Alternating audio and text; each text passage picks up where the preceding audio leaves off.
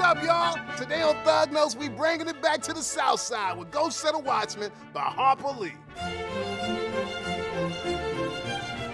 Now, if you're an OG Mockingbird fan, you probably expecting the book to be written from the perspective of Scout, or Jean Louise as she's called these days. But it ain't like that, girl. In this book, we getting the lowdown from a third-person omniscient narrator. Anyway, it's sometime in the 1950s, and 26-year-old Jean Louise Finch done pieced out of the boonies of Alabama, and now she keeping the street up in New York. But girl ain't forgotten her roots, so she hop on a train and swing back home to Maycomb County to chill with her daddy Atticus, whose old crusty ass all jacked up with rheumatoid arthritis now. Up at the station, Jean gets scooped up by Henry Clinton, a backwind friend of Jean and a lawyer who worked for Atticus. This dude don't want nothing more than to make Jean his biddy for life. Homeboy might not be no swanky uptown player like they do up in New York, but he got a solid rep up in Maycomb, and his love for Jean is legit. So Jean drop in at the old crib where Atticus' sister, Alexandra, also living, since somebody gotta wipe Atticus' ass. Atticus all like, girl, you hear about what going down with this whole segregation talk up in the Supreme Court? Jean like, sure enough, Pops, Brown versus Board of Education is my jam. Around this time, we hear about how Jean's little bro Jim died years ago. And cause of that, the Finch's black cook Calpurnia got all toe up, chunk deuces, and ain't nobody seen her since. Later, everybody getting their church on when they meet up with Uncle Jack Finch, Atticus' brother from the same mother.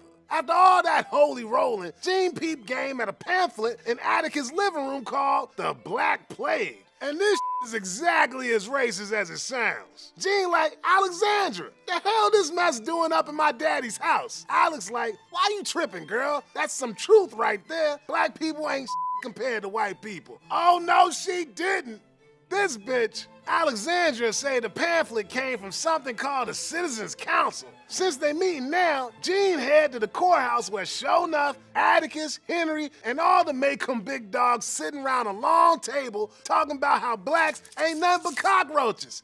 Atticus, you are my man, dog. And now you practically attending Klan meetings? At two, bruh? Jean so toe up by what she sees, she throw up, book it home, and pass the out. Jean wake up Monday and get word that Calpurnia's grandson accidentally wrecked someone with his hoopty. And now Atticus gonna take the case just so the NAACP don't get involved. Jean go see Calpurnia to show a girl some love, but Cal don't want nothing to do with a racist ass Finch. When Jean like, Cal, what you doing to me? Calpurnia all like, girl, what y'all doing to us? Jean feeling lonesome as hell. So she hit up her Uncle Jack and be all like, yo, the hell has my daddy been smoking? How the hell did he become a racist all of a sudden? Girl don't get no straight answer. So she roll over to Atticus' office for some real talk. Except the only bruh there is Henry, and she laid on him raw, saying she ain't never gonna marry a little racist bitch. When Atticus drop in, Jean like, Pops, the you think you doing with that council? Atticus like, look girl, this ain't no front. I think the blacks ain't as legit as the whites, straight up. Jean just about loses her and tells him that she ain't never gonna forgive him. I mean, she used to look up to Atticus. Hell, we all did. So she book it back home and start packing her to go back up to New York. Uncle Jack drop in and give her 5 across the face to calm her ass down. After girl spits out some blood, Jack pulls up some Henny and explain what's going down. He tell her that she spent her whole life worshiping Atticus like a god. But truth is, he was bound to disappoint her sooner or later, so she gotta sack up and become her own person. After that, Jean about to drive Atticus home from work when Pop say, look girl, even though you said some messed up shit to me, I'm proud of you. You stood up for what you think is right, and that's how a real G rolls. Jean like, hell, Pops, I love you even though you a racist piece of shit. The end.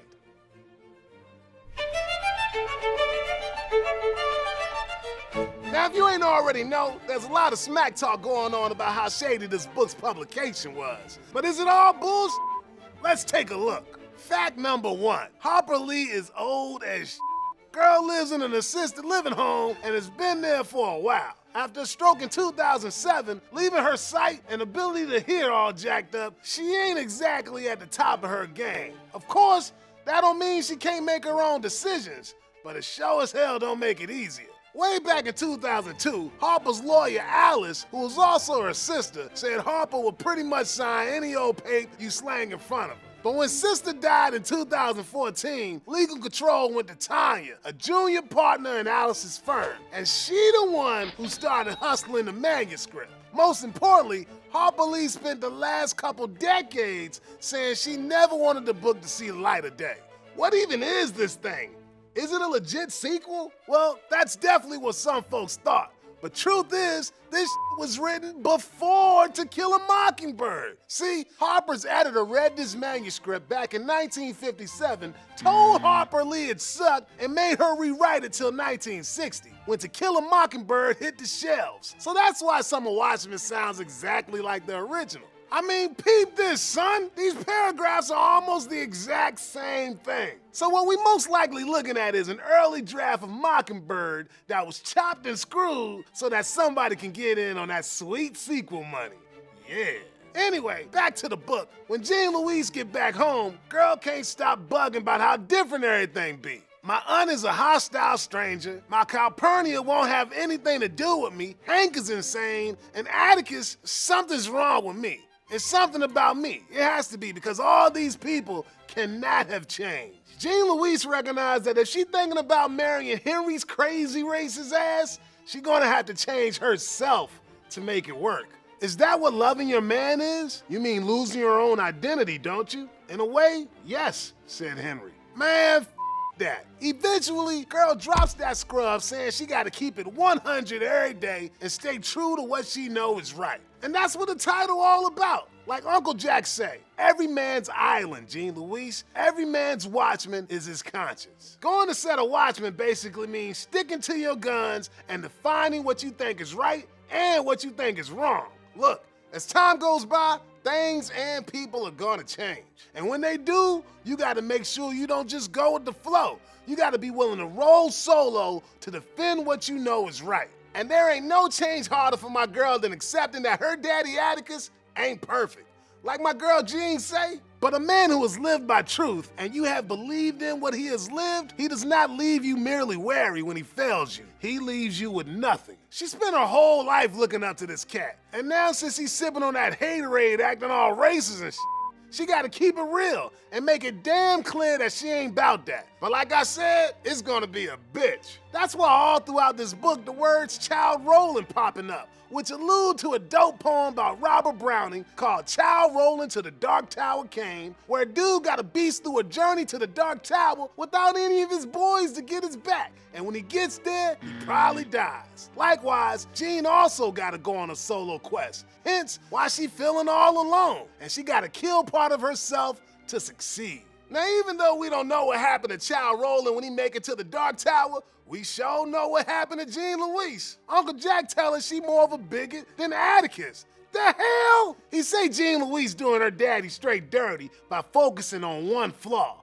Just cause Atticus is a racist don't mean he ain't a baller in a million other ways. She used to think Atticus was a god. Now she know he's just another flawed flesh and blood homie. Now here's the craziest part.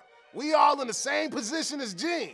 Now hear me out, player. To Kill a Mockingbird is one of the dopest novels of all time. The movie is pretty damn legit too.